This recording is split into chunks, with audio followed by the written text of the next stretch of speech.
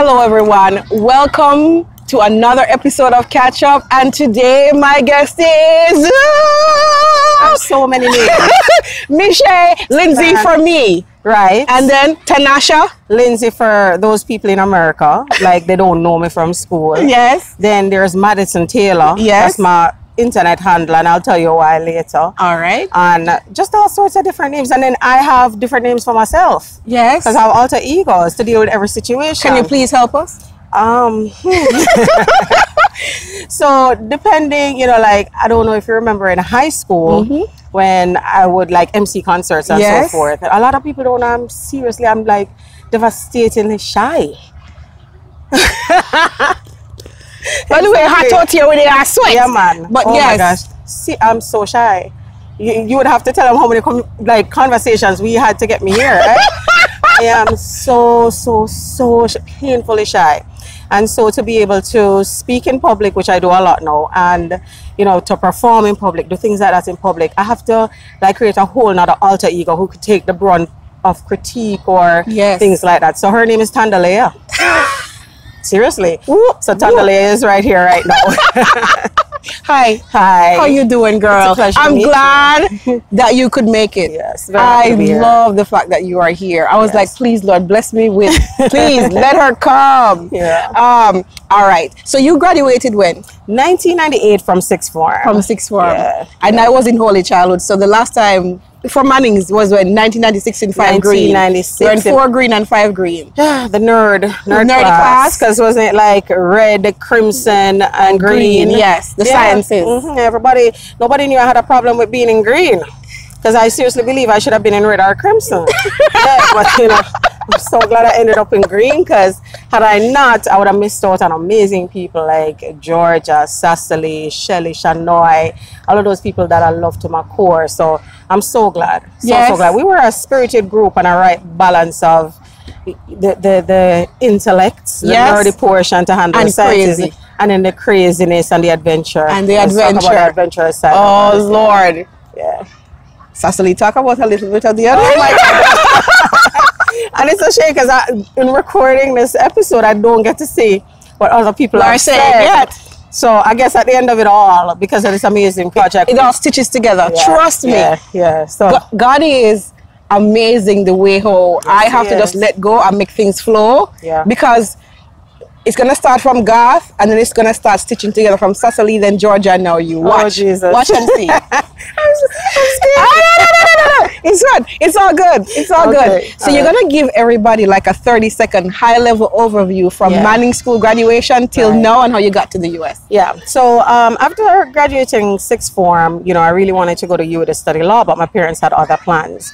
And so I think it was within a month of graduating, I was here in the US and enrolling in FIU to do my bachelor's, and then later on my master's and all of that. So I moved from Fort Lauderdale to Atlanta, lived there for about 8 years, and now here I am back, checked all the boxes of all the things you're supposed to do.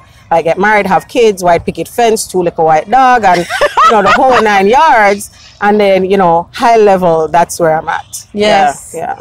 So tell us about your family. My family is my absolute everything. Yes, we can tell. They are. You always do hashtag. Tell them the hashtag for your little family. Lindsay Mohammed clan. There you go. Yeah, Lindsay Mohammed clan, because it's a lot of people think families come built in a box. Like they're perfectly prefabricated, and your family is supposed to fit together and look like a certain way. But that's not the case. And now here I am at 38. Yes, I know I look good. Body look hot, same way. Body fluffy. Yeah, we're gonna talk about that part. Same way. The fluffiness, because it took me a while to own the fluffiness, sexy, right? my girl. Sexy. Sexy. Look here, people think I'm a lesbian. But if I check for you, girl. My girl. Hey. Oh so it took me a while to own it, but my family is my everything. So I am happily married. I have a husband whom I've been with for 15 years, married for 10. Yes. We have 3 amazing children, but I also call them emotional terrorists because they pull out, is not the Mohammed name. Let me just put that out there. That's not why I call my kids terrorists. but they just pull at every single thing that I thought I knew. Yes. You know, and every way that I was raised, and I thought discipline was supposed to follow a certain way path. No, these doesn't kids, work with these. I think these kids are raising me. They're raising me, and then my husband is there, but he's like a kid too in some regards. So just I have 4 kids. Hallelujah. I have 4 kids and 2 dogs. So that's it. I have a lot on my plate. Plus the kids I have at work, because I have an amazing team. You have a team. Always. And tell us about work. Oh my gosh, work.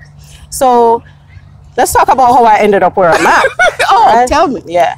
So when I moved to Atlanta, for a while, you know, I had to go through what I call the boiler room. So when I finally graduated college, I said I'm Amex, and then I went on to American Express because they were like, oh, we have an amazing management training program. I heard all of that. It's great, but it's also a boiler room because there's very little money that they pay you, but they have you in a suit all day in a Florida sun hat. Stand up in a suit, but it's the professionalism, the way to handle an entire branch on your own, things like that. So I went through that, and I felt like I was prepared to handle bigger challenges.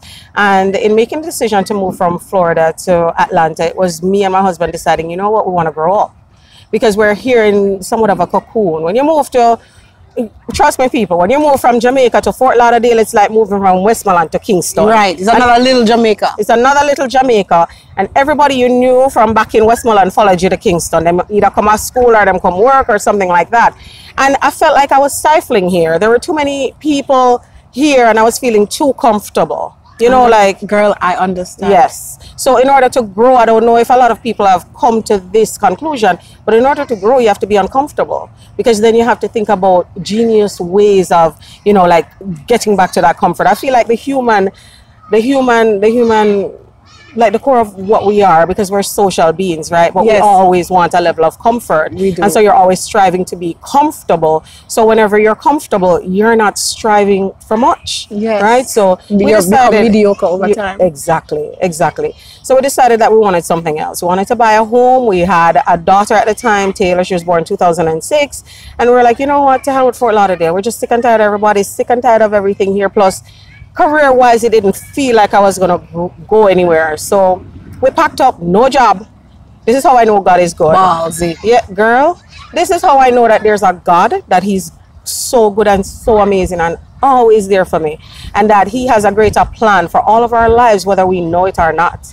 And I know a lot of people who are going to watch this are going to be amazed that I'm speaking about God, but they don't realize how spiritual I am. Right. You know, I may not be religious in the sense that I go to, you know, a concrete building every day, but I have to connect to my God, because I know that there's a stronger and a bigger purpose for me. Absolutely. You know, so we moved, 0 job. We built a house and closed down on a house like May, and then we needed to pay mortgage, but no job. No job. And I don't know a single person who told me, do not go. They're like, everybody who went to Georgia had to move back. Georgia's not for nobody. There's no job there. There's no this, no... And it's so competitive there. There had to be at least 1,000 people who were like, don't go. Where are you going? It doesn't make sense, right? And then you built a house. How are you going to pay the mortgage? Stuff like that. But in my head, God told me, this is what you need to do. And I got up, we moved. Maybe closed down the house. By June 15th, I was working. And my husband shortly thereafter. And we were there for 8 years, lived comfortably. Happily, we were good, you know. So that was work then. I started off working in non-profit because it took me a while to figure out where I needed to be. So I started working out in the arts in non-profit at a museum. Imagine my personality and other people in museum. It just doesn't make any sense. I'm doing but there I was. But I was in operations, you know, so just the flow of people, ticketing, times, things of that nature. So I was a supervisor there. I went on to Clorox, which is where I figured that, man, I love this. I love the part where it's not a female-dominated role, because a lot of women are not in production, are not in, you know, like the CPG or consumer packaged goods industry. And all I saw around me were men. So I was like, but they're not better than me. They're not smarter than me. So how dare you? I'm coming in here and I'm going to dominate. And I loved it, because Clorox has an amazing work culture, just everything overall. And then, you know, by then we had 2 children. We were married with 2 kids, but no family. Because we had 0 family, no friends, nothing in Atlanta. And we just decided, you know, to have more of a community for our kids. Like, we grew up with cousins who are more like brothers and sisters. And we wanted to move back. So that's how we ended up coming back to Fort Lauderdale at the end of 2013. You know, so And you're now working at? Our network. I came back, but left Clorox, again, gutsy move, just told Clorox, bye-bye, here's my notice, I'm going back to Florida. Came back, started working for Kellogg's, doing a labor project for them. And then I went over to Coca-Cola, which was one of the most challenging times in my life. And then Letitia, you know, Miss Letitia Turner Daly, from the minute I was moving back to Florida, she was telling me, you should come work, in her voice, you should come work for my company, you know, they're so good and you would love, you know, she's so calm. I know. If I see her lose her shit, I think I'm going to just jump off a cliff. Girl, I have never seen, not even when she, you know how I know she's upset, she does this. Oh boy. That's, I've never we seen love that you. Girl. We love you, Letitia. But geez, love you. I don't think I've ever seen a loser cool. Never heard her raise her voice, I nothing. know. And she kept on telling me to come work for a company, and I wouldn't. I went to Coca-Cola, and then after a while, you know, just being there and going through the grind and deciding that I couldn't get to serve my family the way I wanted. Yes. My son was calling me auntie, right? And calling a nanny, because I always have someone who stays at the house. Calling the nanny mommy. Yes. And that, I think the day that happened was the day I said, no. Cox cover foot, this is not going to happen, you know. And then I left and I went to work for our network, which is I think that company was built for me. Yes. And so people like me. What do you do for them? So I work in client services. You know, I'm kind of like the liaison between a hospital and travel nurses. Yes. And so we're there to help secure the contracts, get the nurses to work, negotiate bill rates, you name it. Like, it's a whole, there's more detail to it, but just put it this way. We send nurses to underserved areas where they have the need for nurses to just be able to provide good patient care and just take care of people. So I impact lives every day in that regard. High five. Yeah. That is amazing. Amazing. So what do you do for fun? A plethora. So there's fun for me, especially being in Florida, is family. It starts always with family. So my husband and I, we gravitate to the water. So you know what crazy thing is, at 1 o'clock in the morning, we'll be there not sleeping. We're on a boat in the kitchen, you know, because that's another thing we do. Just get up, boy, we're hungry. Cook some callaloo or something like that. Craziness. And we'll be like, actually, let's go fishing. So we'll literally pick up at 1 o'clock in the morning and go find a pier, find somewhere. We fish until 5, 6 o'clock in the morning. Me and him sitting on the rocks throwing out a line. You know, and if friends want to come along, then they do.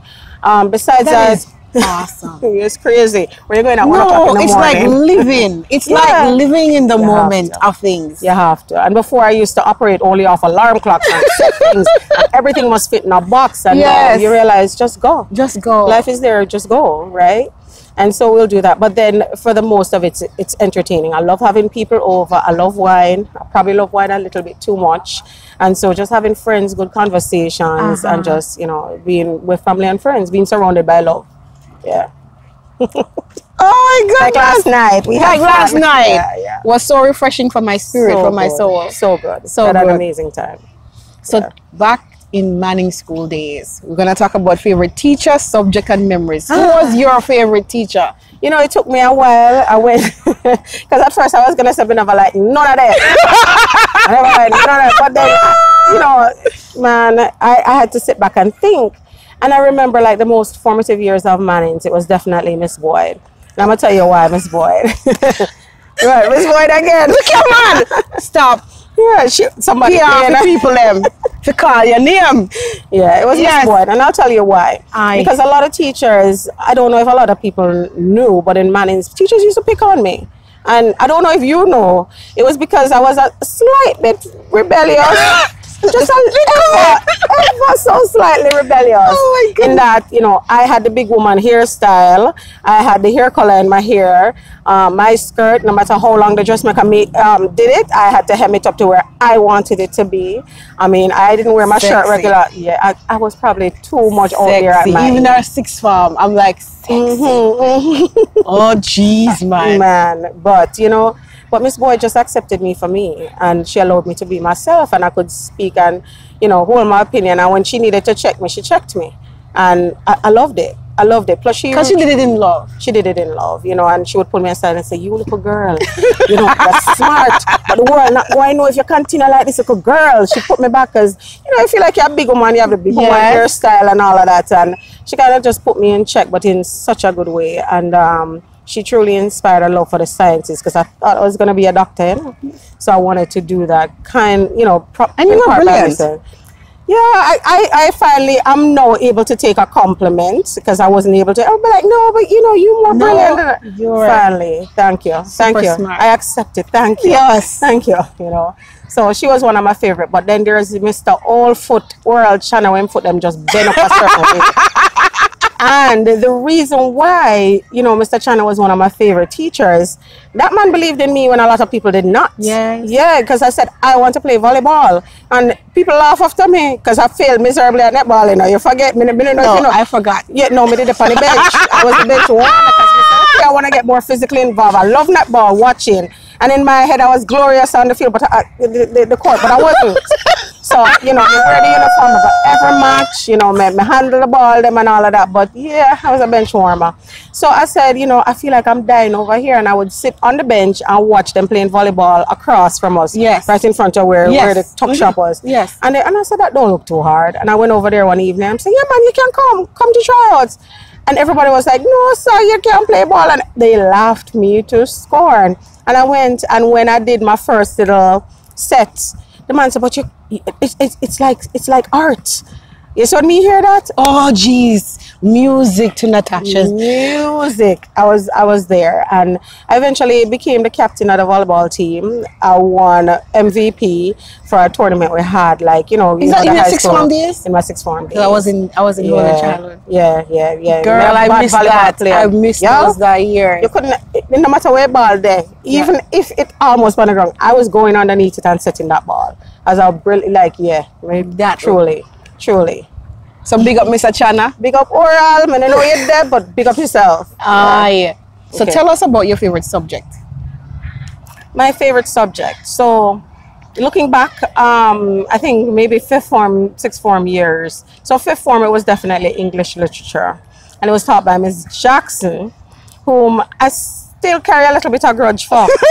Like, she was good and all, but yeah, like I think she had some preconceived notions about who I was. Yes. And I heard, you know, through the grapevine that she would say things about me and all of that. But I am grateful for the lessons she taught me. I'm grateful for the fact that she taught me English literature in a way that allowed me to, you know, earn a grade 1 in English lit. And, you know, all right, Miss Jackson, I see you, you know, kind of thing. So I don't know if I pass nothing in English. Man, no, like English was my thing. I'm not sure I did get what I did get.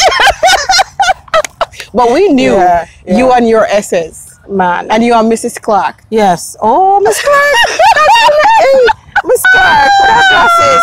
Miss Clark was the Michelle, you used a lot of big words, Michelle, but you did not get to the point.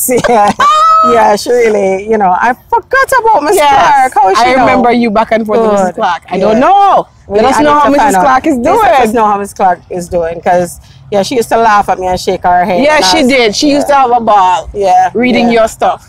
It's the imagination, and it's slightly. I'm partly on the line of being crazy, I think. So, you know, it was that imagination that took me down several rabbit holes, you know, in my thought process when I was writing these essays. So she used to just kindly bring me back down to earth and drag me out of the rabbit hole and say, stay on track, here's where we need to be. We're going to go to memories. So tell us about your favorite memories back in high school that make you go, those were some good days. KFC. I don't know if anybody can tell, but I love my belly. But KFC was really about the social thing about KFC. So if I remember correctly, it was me, Nikki Curlew. Well, there were the times when it was me, you, Cecily, Georgia, Shelley Drummond, who we really shouldn't bring Shelley in a certain things. You know? But we were trying to block out the poor little thing. Oh, and we brought her down to KFC.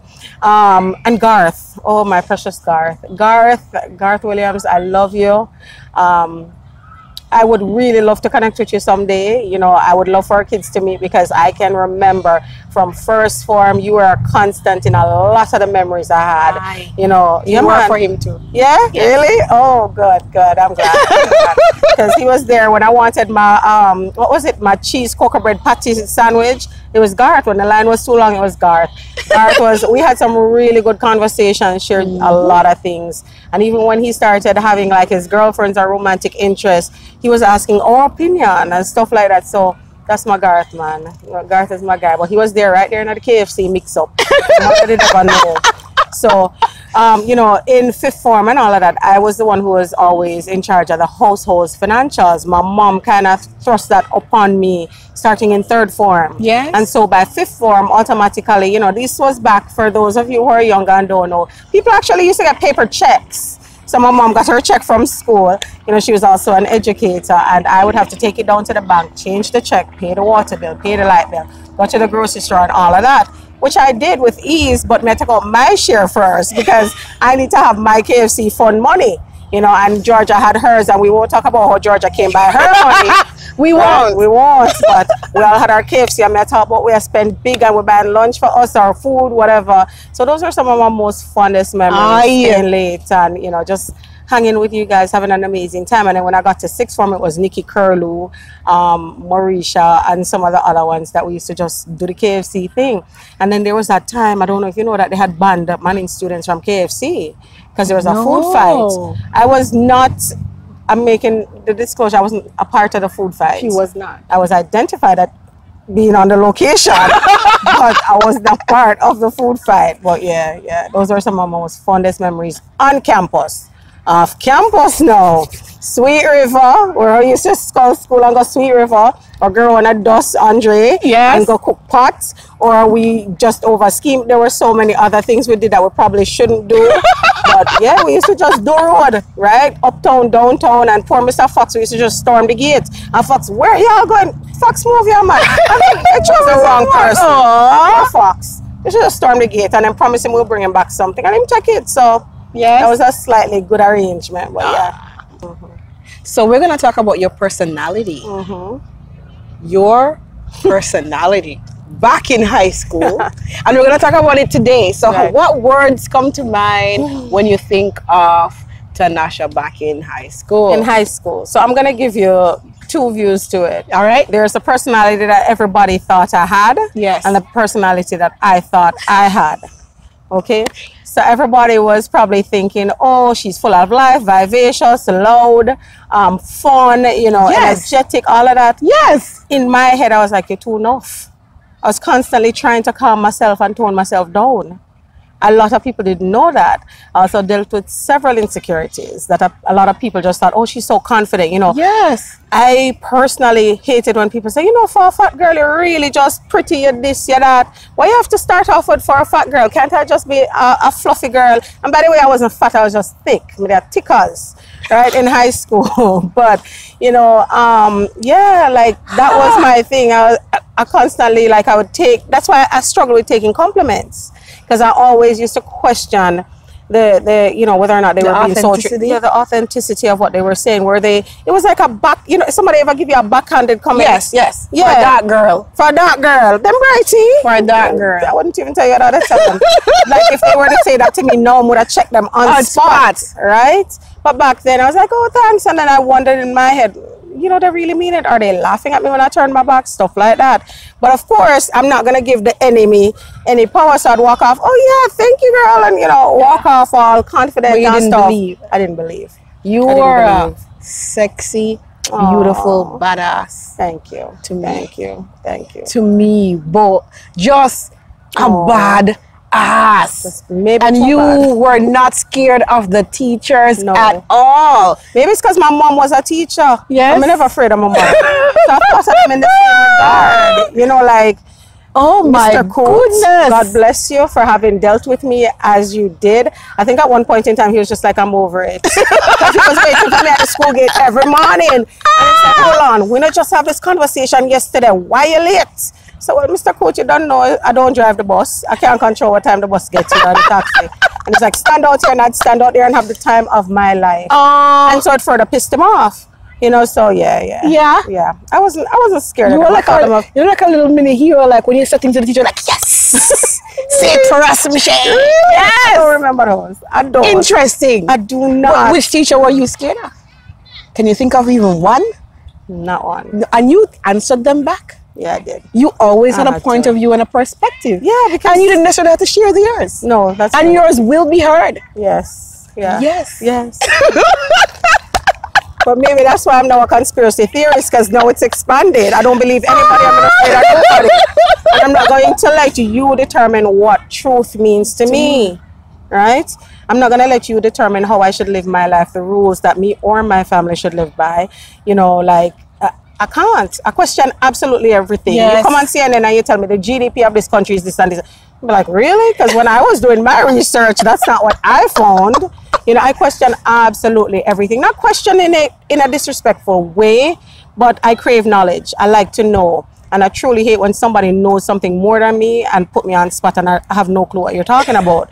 So for that reason, I used to read a lot. Yes. But now I watch a lot of videos or documentaries and so forth. And educate yourself. Yeah, yeah. I just crave knowledge. I want to know. Maybe I'm nosy. I don't know, but that's where I'm at. So today, the words that come to mind for your personality, they are... I'm a calmer. You're calmer now. Way calmer. And I move at a little bit of a slower speed, meaning I don't feel like I need to be on that life treadmill anymore to keep up to anyone's pace. And I value different things. And so for me, it's just calmer, like life, purpose-driven life right now. Yeah, because I can high five you all day. You're right. Yeah, purpose-driven life. You know, I don't subscribe to you have to live in this house, you have to do this, you have to do that. Your kids have to act a certain way. They have to. I hate that. I hate that. I feel like everyone's an individual. And then when a bunch of individuals come together and start to do things in their way, let them be their own subculture and just operate how they want. Right? Your family is going to be different than mine. And don't judge my kids. I'm not judging yours. And I am the least judgmental person I have personally ever met. Like, you can come to me today and tell me, you know, I've been addicted to drugs, I've done this, I've done that. I'm going to be like, really? I'm like, okay, so what we doing now? Like, I really don't care what your past experiences are. I don't care about your struggles in a negative way. I care about your struggles in a way that I need to help you, right? But other than that, no, like, no, it's a purpose-driven life. And that's how I think about my personality now. Is there something that you used to believe? You kind of hinted to it, but I'll still ask just in case you give me a different answer. Is there something else that you used to believe about yourself that now you look back, you said that was totally bullshit? Yeah, that I had to follow what my mom said about who I should be. That's one of the things. There are several. That's one. I also thought I knew a whole lot. Like, you know, the big words and whatever, until Miss Clark told me that word is completely out of context. I don't know why you're over here saying it, stuff like that. You know, and then I also thought that, you know, you watch TV and you see what people go through, like families, relationships with me or my dad, you know, relationships with me and my mom, and where you struggle in relationships, that made you a dysfunctional family. Yes. No, those things made you a family who love and care about each other, and you're passionate. So if you argue, you're arguing because you actually care. The minute you stop arguing with family members, you stop, you know, debating, because my kids can't argue with me, right? But the minute you stop debating with your kids, it means that you are hardly invested in what their opinion is. Right. Right. So I used to think that those things, you know, if you argue, oh, you're dysfunctional. No. That's actually what makes us unique, and we're able to express how we feel in person without fear of judgment or, you know, lack of love, withdrawal, and all that stuff. No, because we know as long as you're expressing what's inside with love, that's what matters. There's a little party starting up beside of us, so just be mindful of that, guys. We're going in a park. Yes, so you're gonna hear some music, a lot of food. The food smells good. Yes. All right. So what advice would you give your younger self? Own wherever you are in life. Own it. Own it. I used to stress about so much. People don't know how I used to sit down and stress, you know, that damn econ paper.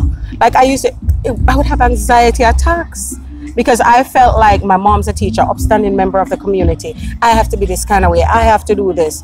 And then my father, I blame him sometimes. And because we speak so openly to each other, I can say this on camera. But I told him, Dad, you truly traumatized me when you told me if I don't pass my CXC, I no longer have a father. So there was so much pressure being put on one young person, and I internalized a lot of it. I didn't talk to you guys about it. I never told you I was struggling with and I mean, I got all A's, but you guys don't know. Yes, I never used to study that much, but the pressure in my head around making sure that I achieved what I needed to achieve was so bad. Like, I would cry myself to sleep when I got a D in econ. Where the hell may I go with D? A D? Oh my God, yeah. When I got a D in a paper and I had to go and just go in harder, do more work, you know, because for heaven's sakes, I should never ever get a grade below an A. You know, so I'll tell my younger self, just own where you are in life. Own where you are. If you're artistic, own it, which I am now. I realize that, yeah, while I love the sciences and excelled at it, I really love the arts and expressing myself. I love making wigs, which they're not wigs, people, for young people. They're units. We call them perucas. You better be very, very sophisticated with it. And I am a big fan of your girl, work. thank you. And I wear a lot. Yeah, I love it. I wear a lot of them. So people are like, I can't keep up with this. I don't. Enjoy them. Enjoy and them. Don't ask me about my hair. Enjoy. Enjoy what and you it'll be see. different in 2 weeks or maybe less. Me, they're different every day. I had black hair yesterday with red highlights, remember?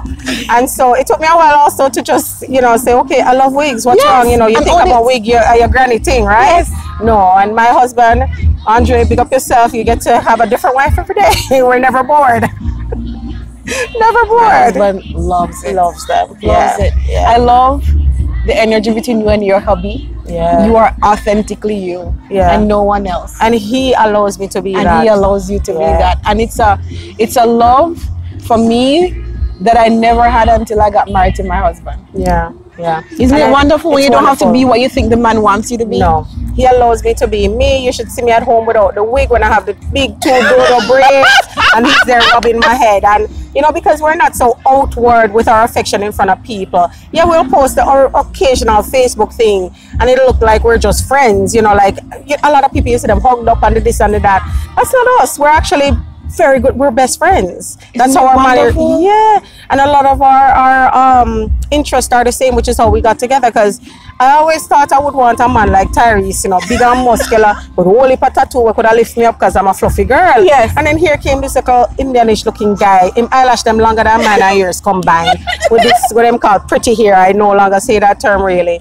And you know, just different but down to earth. Yes. And you know, I didn't think I thought we were the oddest couple, but now I realize we are the perfect couple. We're so perfectly matched.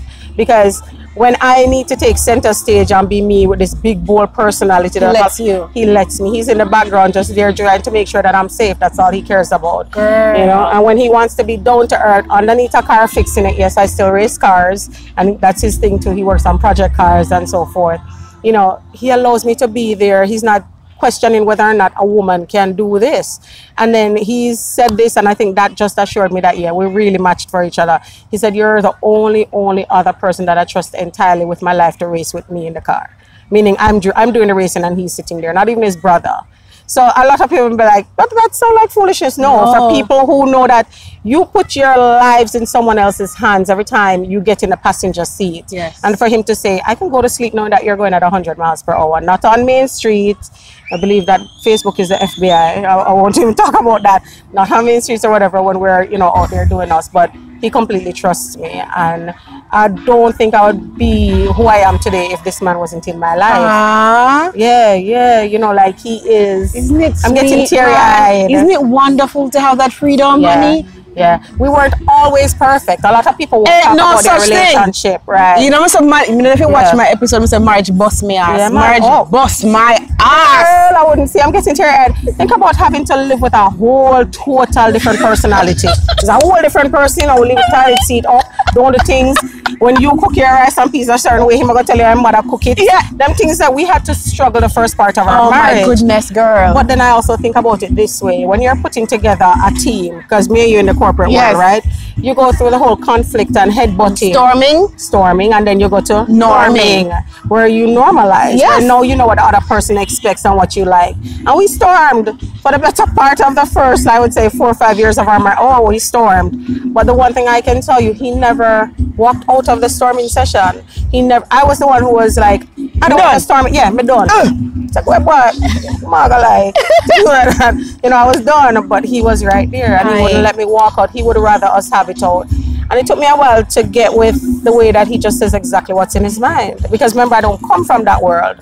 I come from the world where you pretty up comments and you don't want to hurt the other person's feelings. Yes. So you hold it all inside. Yes. You know? No, this man literally said, yo, you make me feel like crap. Yes. You should have never said that to me. Who says that to a man? You emasculate me, stuff like that. Yes. He says exactly. That is amazing, man. Girl, or tell me, yo, you need to start at the rump of them and you're thing that. And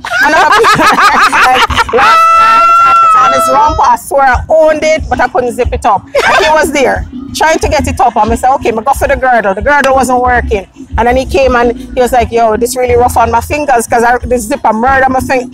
A lot of people that would be like, oh, he's calling me. No, he's telling me.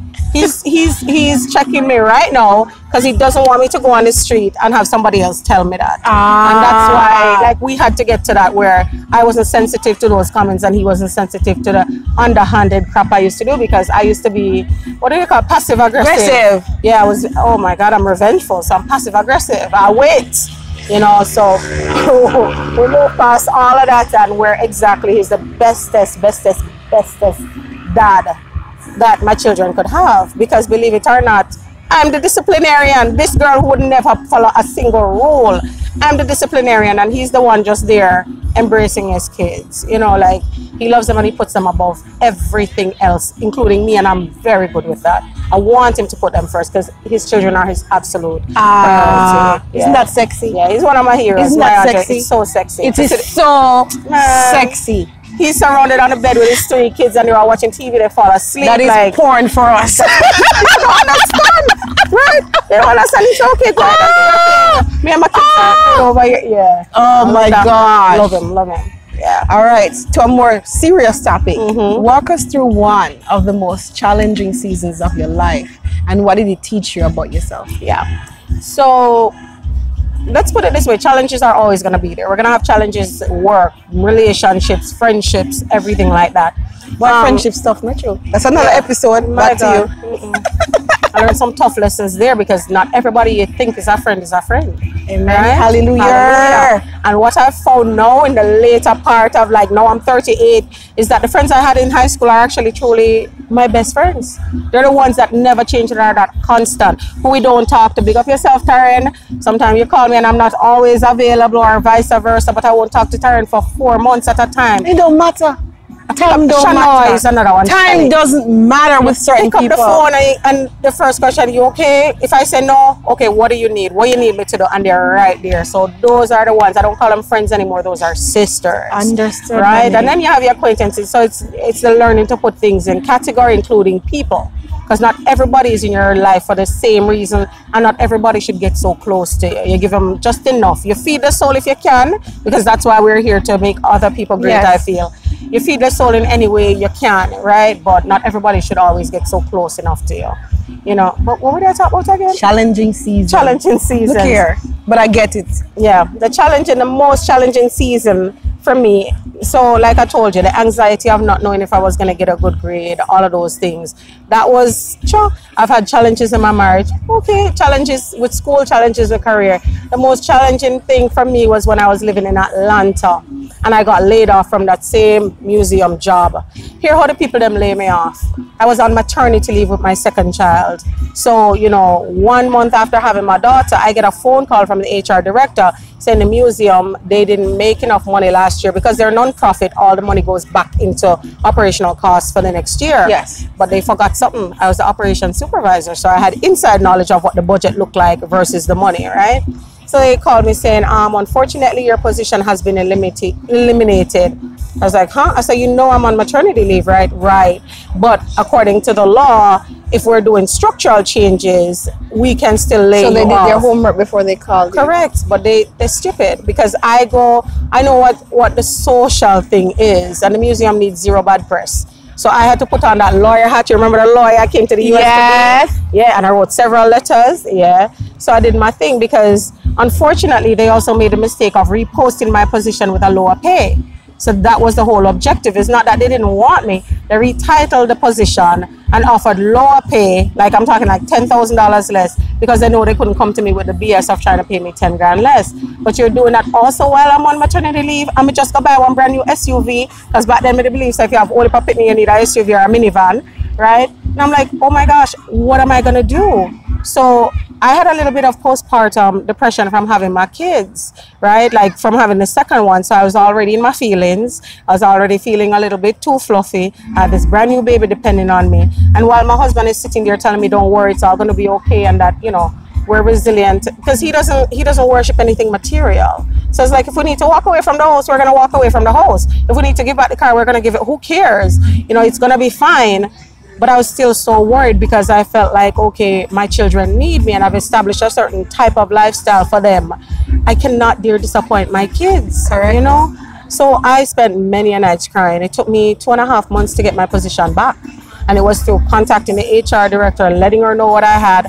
I went to the EEOC, I laid out my case, I didn't need a lawyer, I did everything on my own, and once I sent them the exact information, the EEOC was going to do it, but I'm like, you know what, to save myself the time, because I have mortgage due, let me send this over. And I sent over the package, and my complaint, I said, included, please see below, the complaint that I've made against your establishment, do with it what you will. And the very next day after they received it, they called me. They said, we had to have a meeting. We realized that we're sadly mistaken. We apologize. Please come back and take your position. Plus, we're going to retro pay you for all the time you've had. Plus, we're adding punitive pay to it, because we realized we were in the wrong. Word. So they tripled up all the money that I had missed out on. Power to the people. But it was really challenging, not knowing. And I think whenever I think about letting my kids down, that's where my challenge is going to be. You know, getting in arguments, you know, losing this person out your life or whatever. You know, those are to me, that's what makes us human. We're not always going to get along. You know, things are going to fail. Businesses are going to fail, things like that. But you see, when it come on to those 3 children, my family that come before every and anything else, yeah, like I'll lose my wits about it. I'll lose everything over those kids. So that's what it was. That was the most challenging period of my life. What does success mean to you? They're picking them, my kids. At the end of the day, the Lindsay Mohammed clan, living on. My kids doing what they need to do, you know, in the way that they need to do it. Because I'm not going to put the same kind of pressure that I had as a kid growing up. I tell them they still have to achieve, you know, I still kind of threaten them. We do it differently. We do it differently. I don't just tell them they have to get an A. I tell them why I would like to see an A. I show them, you know, where each of them says they want to be in life, what it requires to get there. And we reason it out and we talk about things, you know. And then success for me will be my son just doing what he wants to be and owning, because he's a different child. So he's Don't you know when you have a different child? A different picnic, my gosh. To the point where people tried to tell me that my child was autistic. I don't know if I don't really publicize it, because again, I'm not going to let somebody determine what my truth is, you know. So I pretty much heard what they had to say. I did my research, all of that, but my child's not autistic. My child is just too advanced, because the things that he's doing are things that a 5-6-year-old should be doing. Yes. But because he's so busy learning about all of these other things, he doesn't really have time to develop his vocabulary as much. So in that regard, because I didn't make sure that he was completely balanced, I'm giving him speech therapy. That's what it is. If you get a little challenge, you deal with it. Understood. Right, and that's it. You know, yeah. So that's where I am. Success. And then being able to do our bucket list. Yes. Traveling to see the world. Yes. I don't care about anything else. I don't care about where I live. I don't care. As long as I'm with my family, we're traveling, we're enjoying life, and we're living, and they're well taken care of, I'm good. Yes. That's it. That's success. What are you most proud of so far when you look back on your journey? What makes you smile and be like, yes? Being able to overcome. I think that's what I'm most proud of. Every single time that I've been thrown a challenge or something with uncertainty, how I always end up rising above that and then using it to create something even more beautiful. That's what I'm most proud of. I'm most proud of my children. I'm most proud of my friendships and my relationships with people like you and Georgia, you know, and Taryn, who, that girl, people don't even know she's quiet, but she's deadly. But she's a force. She's a force to be reckoned with. I believe you. Yeah. She's a force. So quiet type there? Afraid of them. Afraid of them. Afraid of them. You know, so I'm most proud of those things, that I'm surrounded by love, because you have a lot of people out there who are doing exceptionally well. Yes. You know, and it's not that I'm not doing well financially or things like that are in my career. I am, but those are not the things that drive me. Yes. Right? So it's what I value most, and it's my relationships. And then I also support a charity, Women in Distress. So, you know, I'm always trying to rescue something. Like we have 2 dogs now, because I found another dog the other day. He just walked up to me, and he's a little Doberman pinch and everybody's like, take him to the point. No, like he came to me for a reason. So, you know, I support women in distress. I support them very strongly. I'm always doing like charity drives and things like that, donating money. Because I like to be there for people who don't have anybody to speak up for them or to help them. You know, so I do that, and I'm very proud of where that establishment has come from to where it is now, that nonprofit, and then how many lives it impacts within communities. So those are the things that I'm most proud of. You know, the wig business, it's the season now, because I do have my own business. But you know, those are the things, those central things. Yeah. At the end of your life, what do you want us to remember about you? How many people I've helped, or how I've helped. Yeah, how much better I have made people's lives. Yes. Yeah. I don't care about anything else. I just want people, I'm always wanting to do more for others and help. My life, like Bob Marley said, my life is not for me. My life is not for me.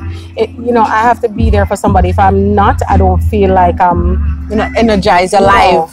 No, I feel like I'm being selfish, because God has blessed me tremendously to where I can help others. And that's all I want to do. That's all I want to do. I can't see somebody in need and not help. So at the end of it, I just want to know that I've helped someone or taught another person how to help. Because we're in such a selfish society that people don't care about others. I want people to just stop and start caring a little bit more. Yeah, that's where I am. And that's all I want to be remembered for. Michelle, the girl who was always there for me. Michelle, the girl, she helped me, you know. I remember I couldn't figure out or this or that, you know. I want to be the person that they just remember that I'm there for them. That's what's dear to me. Yeah. So I'm gonna do something and you're not gonna stop me. Right. Okay. So I could not close this episode without holding your hand and say, what are you gonna do? That I tell my story, different pieces of my story. Yeah. You are one of the few people who know the underbellies of my story.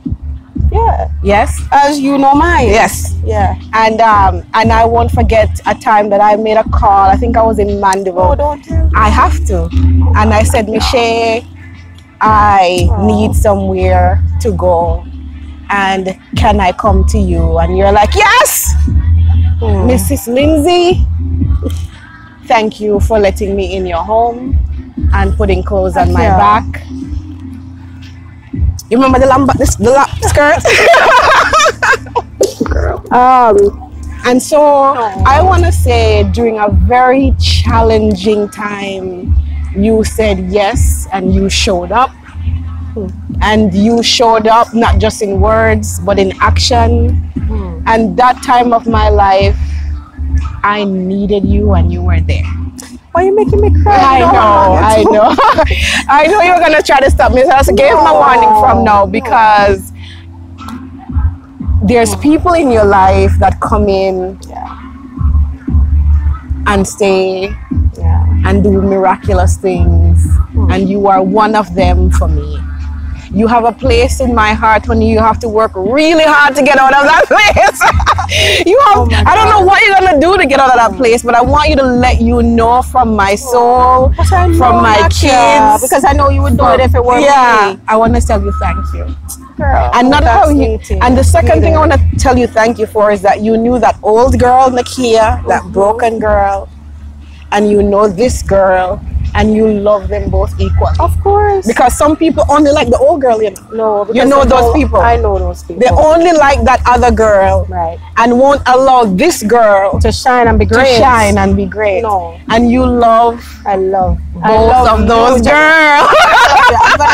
I'm that kind of person. And you know, disclosure, I don't do anything for anybody for thanks. I do it because we know, because I've tried to tell you thank you many times and you shut me down. Yeah, you're like, let's not talk about it. Yeah. But you have to allow me to flow it back. I appreciate you. I appreciate the fact that we're just still friends. And that I can call you. We can talk about anything. And it's like whenever time doesn't move. Like I told you, the most important thing for me are my relationships. So the mere fact that we still have a relationship, we do, regardless of distance, time, that's thanks enough. Doesn't matter. Because believe it or not, there's some out there, and I'm not going to call names because I don't do any of it for thanks, right? I do it because these are my friends, my sisters that are in need. But there are some of them out there whom I've helped, and they don't even speak to me. I've seen them on the street, they walk right by. Yes, not so this girl. No, I know. And it's not that I want a thanks, you know, but even no, it don't matter. It don't matter. And I love the fact that I can sit here with you in this space because you sat with me in that space. And I would do it again. I'll do it, but imagine, like, it's second nature. I know you would do it for me. I know Georgia would do it. Oh, Georgia, we're just a different kind of friends, right? We're sisters. That's why we're sisters, and we leave it at that. We're sisters, and you'll never repeat that story. We're sisters, and that's it. That's it. I had to do it. I couldn't. How could I do a catch-up episode and not mention that time? That's my mom. If you even know. My mom is Lindsay, if you even know, that time of mine was one of the scariest times of my life. But we're a collection of experiences and struggles. Because how would you know that you're so resilient had you not gone through things like that? How would you know that this girl that's sitting right here right now cannot be moved? Cannot be moved. And people don't understand what this fierceness comes from. They don't get it. I said, you will never get it. Only a handful of people can understand what this fire comes from. And that's and you're one of them. Yeah, that's why I'm not judgmental, because while a person is in a certain season, how dare you judge them? You don't even know. You have no idea what that season. I celebrate struggles. Struggles, when you struggle and you're like, oh, I'm at the bottom of it all, like you can only go up. So what's that struggle for? It's because it's preparing you something coming. For something badass and greater. Right around the corner. And boy, my future is wonderful. So bright. And my present is so sweet. It's so amazing. So sweet. And again, God good. I think Marsha, what Marsha Malcolm always said, what she always said, God is, I don't remember. No, I have another friend who said, I don't know. She said like just God big. God big. God big. Yeah, God big. God believe in me, have your back. Yes. You work it out. Purposeful life, purpose driven. With that, I close. And I pray that you are blessed like us, with a friend like this girl. Like this girl. That's there for you. Yeah. You're an amazing sounding board. Nake has done so much for so many people, but she's so humble with it and she doesn't speak about it. But you see this girl sitting here, this little girl where nobody never takes serious. You guys, if you only knew. Yes, so yes, I hope you're blessed with some really good relationships. I do. Just the same. Yeah, I am. Yes. Thank you for joining us. Have a fantastic day. Please like this episode, share this episode, subscribe to our channel, and hopefully you're able to hear us with this music. Yeah. Have a fantastic day, guys. Bye. Bye-bye.